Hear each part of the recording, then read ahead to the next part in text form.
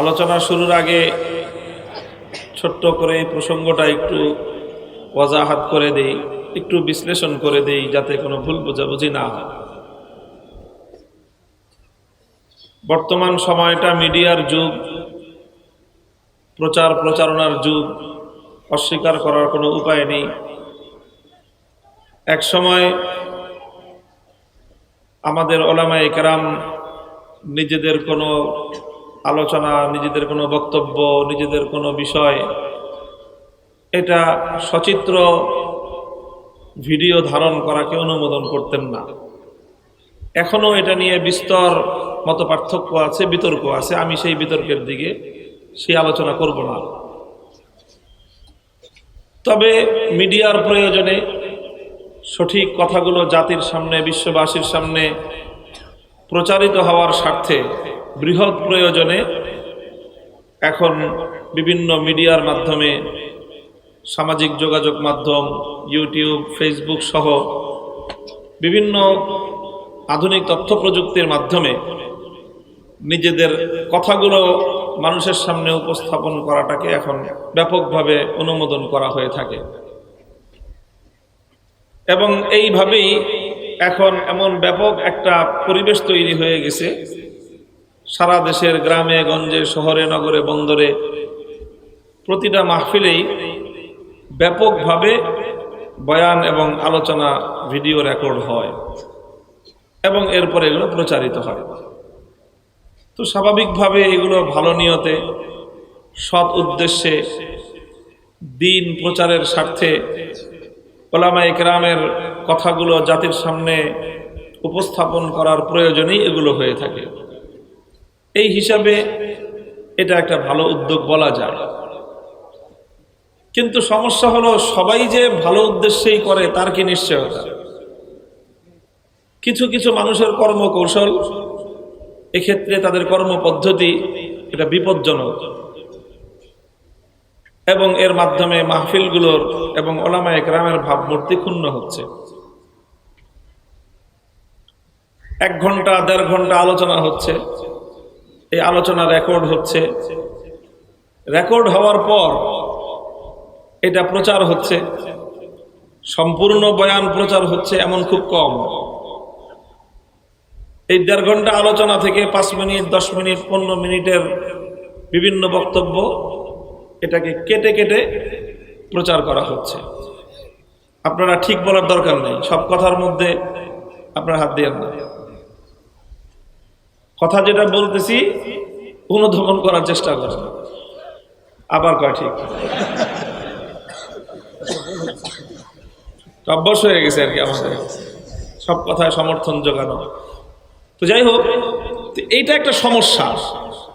এটা একটা সমস্যা যে এই যে একজন আলেম, তিনি একটা উদ্দেশ্য নিয়ে বয়ান করতেছেন, তার আলোচনার একটা বিষয় আছে, একটা বিষয়বস্তু আছে, একটা টার্গেট আছে, একটা মেসেজ আছে, যেটা তিনি তার শ্রোতাদেরকে, তার মাহফিলে উপস্থিত জনসাধারণকে দিতে চান। কিন্তু দেখা যায় অনেক সময় এই আজকে যারা এখন মিডিয়া এবং প্রচারণার কাজ করতেছেন, তারা সেই মূল উদ্দেশ্যের ধার না ধরে তারা নিজেদের মতো করে কিভাবে দর্শক সংখ্যা বাড়ানো যায় সেই রকম কিছু কার্যক্রম তারা পরিচালনা করে। এক্ষেত্রে দেখা যায় ওলামায়ে কেরাম অনেকে, আল্লাহ পাক এক একজনকে এক এক স্বভাব দিয়েছেন। মাহফিলে কিছু কৌতুক করলেন, কিছু হাস্যরস করলেন, 3 ঘন্টার ওয়াজের আর কোনো কথা প্রচার নাই। ওই 3 মিনিটের যে একটু কৌতুক করেছেন ওটাকে কাট করে ওটার পিছনে নানা ধরনের শিরোনাম জুড়ে দিয়ে, এমন এমন শিরোনাম জুড়ে দেওয়া হয় যেটা একজন আলেমের শান এবং একটি দ্বীনী মাহফিলের উপযোগী নয়। নানা রকম কাহিনী হচ্ছে। হয়তো প্রসঙ্গক্রমে কোনো অশ্লীলতার আলোচনা আসছে, অশ্লীলতার আলোচনা করতে গিয়ে যে সমস্ত নায়ক, নায়িকা, গায়ক, গায়িকা, এই শ্রেণীর যারা অশ্লীলতার প্রচার করছে সমাজে, তাদের কোনো প্রসঙ্গ আলোচনা অনেক সময় উঠে আসে। শিরোনাম জুড়ে দিবে যে অমুক আলেম, অমুক আপনার অমুক সিনেমা জগতের অথবা শিল্প জগতের অমুককে এরকম বলছেন, বা আজে বাজে কথাবার্তা। অনেক সময় দুজন ব্যক্তির ছবি পাশাপাশি, একজন আলেমের পাগড়ি পরা আর আরেকজন উলঙ্গ অথবা অর্ধ উলঙ্গ এক নারীর ছবি দিয়ে একটা বিকৃত একটা হেডিং জুড়ে দিয়ে ওটাকে প্রচার করে দিল। মানুষ ওটা দেখলো। মানুষের কাছে সব মানুষ মাহফিলে আসে না, সব মানুষ মাহফিলে এসে ওয়াজ শুনে না। এখন এই প্রচার মাধ্যমে মানুষ এগুলো দেখে দেখে দেখে অনেকেই মাহফিলগুলো সম্পর্কে, ওলামায়ে কেরাম সম্পর্কে বীতশ্রদ্ধ হয়ে উঠছে, তাদের ভিতর থেকে শ্রদ্ধা উঠে যাচ্ছে। প্রশাসনের কাছে যায় বিষয়গুলো, প্রশাসনেরও সব লোক মাহফিলে এসে বয়ান শুনে না।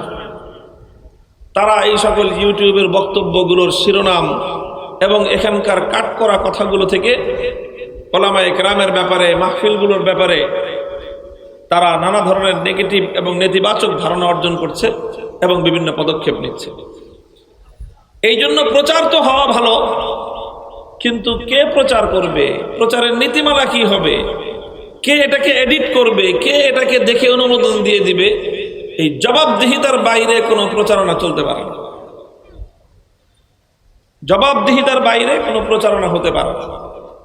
এই জন্য আমি এক বছর আগে থেকে বলতেছি, এবং এবছর আমি আমার আলোচনার শুরু থেকেই বলতেছি যে স্থানীয় মাহফিল কর্তৃপক্ষের অনুমোদন ছাড়া অথবা আমার অনুমোদন ছাড়া আমার কোনো বয়ান আমি ভিডিও ধারণ করার অনুমতি দেব না।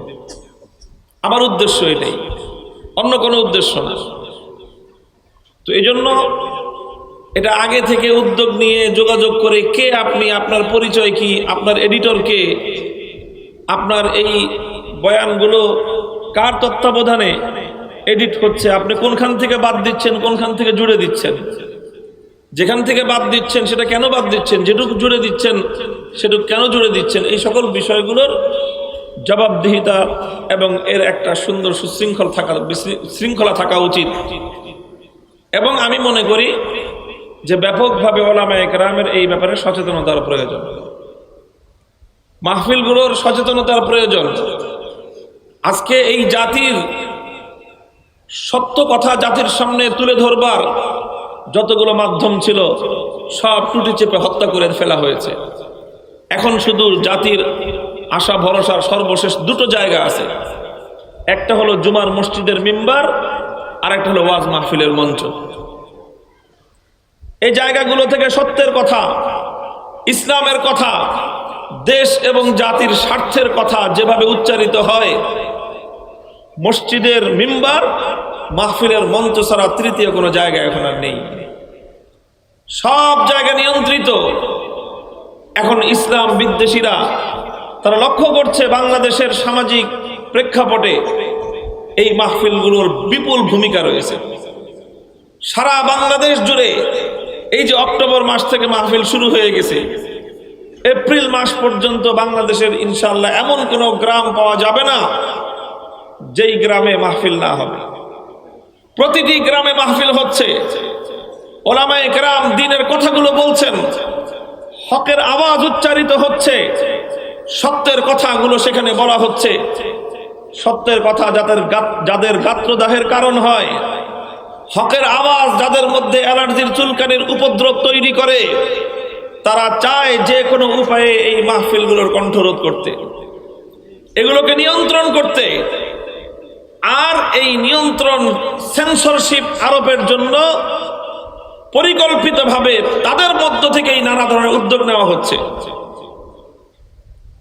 যে এইভাবে বিতর্কিত বিষয়গুলো তোমরা সামনে নিয়ে আসো, মাহফিলের মধ্যে কি কি বিষয় বিতর্কিত আছে সেগুলোকে তোমরা সামনে আনো।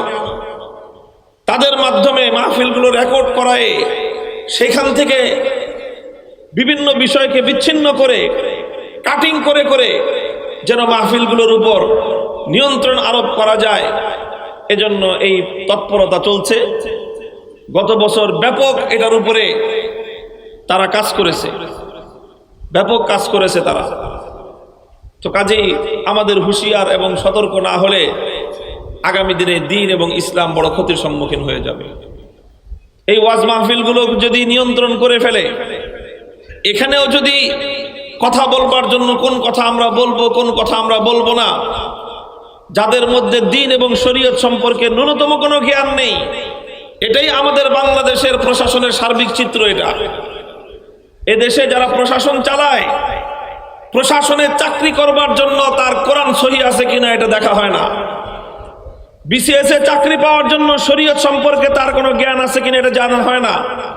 কোন একটা থানার ওসি অথবা একটা জেলার ডিসি হওয়ার জন্য ইসলামী শরিয়া সম্পর্কে তার ন্যূনতম কোনো জ্ঞান আছে কিনা এটাকে মানদণ্ড হিসেবে বিবেচনা করা হয় না। এদেশে রাজনীতি করতে ইসলাম সম্পর্কে জানাশোনার প্রয়োজন হয় না। নির্বাচিত জনপ্রতিনিধি হওয়ার জন্য আল্লাহর কোরআন পড়তে হয় না। দেশের মন্ত্রী হয়ে যাওয়ার জন্য ইসলাম সম্পর্কে তেমন কোনো জ্ঞানের প্রয়োজন হয় না, কিন্তু তারাই আবার ইসলামকে নিয়ন্ত্রণ করতে চায়। তো কাজেই পরিস্থিতিটা আমাদেরকে উপলব্ধি করতে হবে, অনুধাবন করতে হবে। আমরা সতর্কভাবে পদক্ষেপ রাখি যেন আমাদের কোনো অসতর্কতার সুযোগে আল্লাহর দ্বীনের এই ব্যাপক আয়োজন মাহফিলগুলো হলো মাদ্রাসা শিক্ষা প্রতিষ্ঠানগুলোতে সীমিত পরিসরের ছাত্রদেরকে শিক্ষা দেওয়া হয়, আর মাহফিলগুলোর মাধ্যমে ব্যাপকভাবে জনসাধারণকে দ্বীনের জরুরি শিক্ষাগুলো প্রদান করা হয়। কাজেই যারা আল্লাহর দ্বীনকে এই জমিন থেকে ধ্বংস করতে চায় তাদের টার্গেট হলো এখন ওয়াজ মাহফিলের মঞ্চগুলোকে নিয়ন্ত্রণ করা। কাজে এই ব্যাপারে আমরা সবাই সোচ্চার থাকবো তো ইনশাআল্লাহ। ওলামায়ে কেরাম দায়িত্ব পালন করবেন। এভাবে মিডিয়ার প্রয়োজনীয়তা আছে, প্রচারণার প্রয়োজনীয়তা আছে, কিন্তু যা তা যেন তেন ভাবে প্রচার করা যাবে না। প্রচারণার আগে অত্যন্ত সতর্কতার সঙ্গে আমাদেরকে এই বিষয়গুলো মেনে চলতে হবে।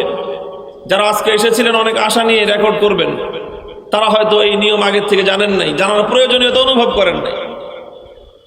এটা জানার প্রয়োজনীয়তা অনুভব করে নাই যে আমরা বয়ান রেকর্ড করব, এখানে মাহফিল কর্তৃপক্ষের অনুমতির দরকার আছে কিনা, আমি যার বক্তব্য রেকর্ড করব তার অনুমতির প্রয়োজন আছে কিনা, এটার প্রয়োজনীয়তা অনুভব করেন নাই।